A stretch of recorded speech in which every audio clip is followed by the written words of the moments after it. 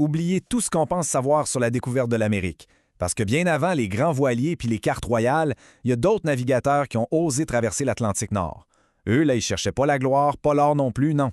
Ils cherchaient des ressources, du bois, une terre pour survivre, tout simplement. C'était les Vikings. Puis leur histoire, qu'on a longtemps prise pour un mythe, a complètement changé notre vision du monde. C'est la question qui change tout. La réponse qu'on a apprise à l'école, mettons que c'est juste une partie de l'histoire. La vraie première réponse, la plus ancienne, elle est restée cachée pendant presque 1000 ans. Et elle était là, finalement. Juste là, sur la pointe la plus au nord de Terre-Neuve, sous une simple couche de gazon. C'est vraiment ici que commence une des plus grandes enquêtes archéologiques du 20e siècle. OK, on fait un bond dans le temps, jusque dans les années 1960. À cette époque-là, l'idée que des Vikings étaient venus en Amérique, c'était une bonne histoire, une légende, mais rien de plus. Ça prenait déjà assez convaincus pour y croire, mais surtout pour aller le prouver. Et voici notre duo de choc, l'explorateur norvégien Helge Ingstad et sa femme, l'archéologue Anne Stine Ingstad. Leur carte au trésor d'anciennes sagas nordiques. Guidés par ces vieux récits, ils ont ratissé la côte, cherchant un lieu qui correspondait aux descriptions, jusqu'à ce qu'ils débarquent dans une petite baie isolée, l'Anse aux Meadows. Imaginez la scène une seconde. Des années de travail, des milliers de kilomètres parcourus, puis tout ça basé sur des poèmes vieux de 800 ans. Le succès ou l'échec de toute leur expédition allait dépendre d'un seul, minuscule objet qui pourrait enfin prouver qu'ils avaient raison depuis le début. Et le voilà, l'artefact qui a tout changé. Un simple clou en fer forgé. Ça a l'air de rien, hein? Mais c'est la preuve irréfutable. Pourquoi? Parce que les peuples autochtones de la région, à cette époque-là, ils travaillaient pas le fer. Fait que ce clou, de style 100% scandinave, il avait juste pas d'affaire là. C'est comme une signature qu'ils ont laissée derrière. Alors, pour comprendre ce que ce clou faisait à Terre-Neuve, faut vraiment monter le temps, loin en arrière. Qu'est-ce qui a bien pu pousser des Vikings à faire un voyage aussi dangereux vers l'inconnu? Eh bien, la réponse, elle est écrite noir sur blanc. Il faut voir les sagas islandaises un peu comme les films d'action ou les séries historiques de l'époque. C'était des histoires transmises oralement de génération en génération avant d'être finalement écrites. Elles racontent les grandes batailles, les chicanes de famille et, surtout pour ce qui nous intéresse, les explorations audacieuses vers l'ouest. Ce qui est absolument fascinant ici, c'est le contraste. À gauche, on a la dure réalité du Groenland, où Éric le Rouge avait fondé une colonie. Une terre de glace, sans arbres, où le bois valait littéralement plus que l'or. Puis à droite, le rêve, la promesse tirée des sagas d'une terre à l'ouest luxuriante, pleine de bois, de blé, de raisins.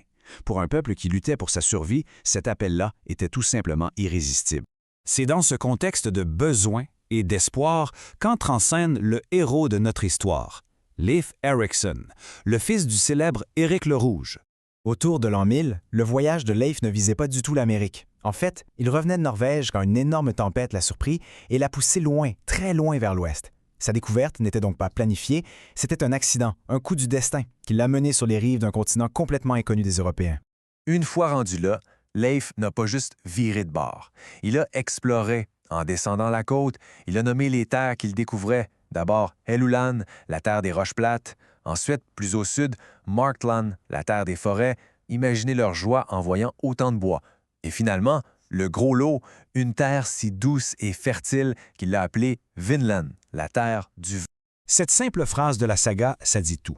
Pour un peuple qui venait d'un endroit aussi dur que le Groenland, trouver du bois à profusion et des vignes sauvages, c'était comme arriver au paradis. C'était la promesse d'une nouvelle vie, ni plus ni moins. Mais ce paradis, il n'a pas duré. Malgré ses richesses incroyables, la présence des Vikings au Vinland n'a été qu'un très court chapitre. Le rêve d'une colonie prospère s'est vite cogné le nez sur une dure réalité. Le point tournant, c'est que les Vikings n'étaient pas seuls. Les rencontres avec les peuples autochtones, qu'ils appelaient les Skrellings, ont vite tourné à la violence. Même une grosse expédition de colonisation avec des familles puis du bétail n'a pas réussi à tenir le coup.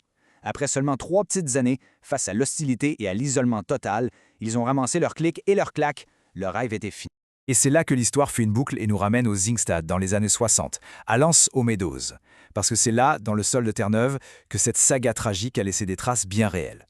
Les Ingstad, ils n'ont pas juste trouvé un clou. Ils ont déterré les restes de 8 bâtiments en tourbe, d'un style architectural 100% viking. On parle de 3 immenses maisons longues, d'une forge où le métal devait crépiter et même d'un atelier pour réparer les bateaux. C'était pas un simple campement, c'était un village. Et la collection d'objets qu'ils ont trouvés, ça raconte toute une histoire. Des centaines de clous, des déchets de forge, un outil pour tisser la laine, tout ça prouve qu'ils construisaient, qu'ils fabriquaient des choses, qu'ils vivaient là. Mais le plus révélateur, c'est les noix de noyer cendré, une sorte d'arbre qui pousse pas là, mais beaucoup plus au sud. C'est la preuve qu'ils utilisaient ce site comme base pour explorer encore plus loin. Mais la grande question, c'était quand exactement est-ce qu'ils étaient là? Pour avoir une précision chirurgicale, les scientifiques se sont tournés vers une technique incroyable, la dendrochronologie. En gros, c'est l'art de lire le temps dans les cernes de croissance des arbres. Et voici le coup de génie. Des morceaux de bois coupés par les Vikings sur le site portaient la trace d'une tempête solaire unique qui a eu lieu en 993.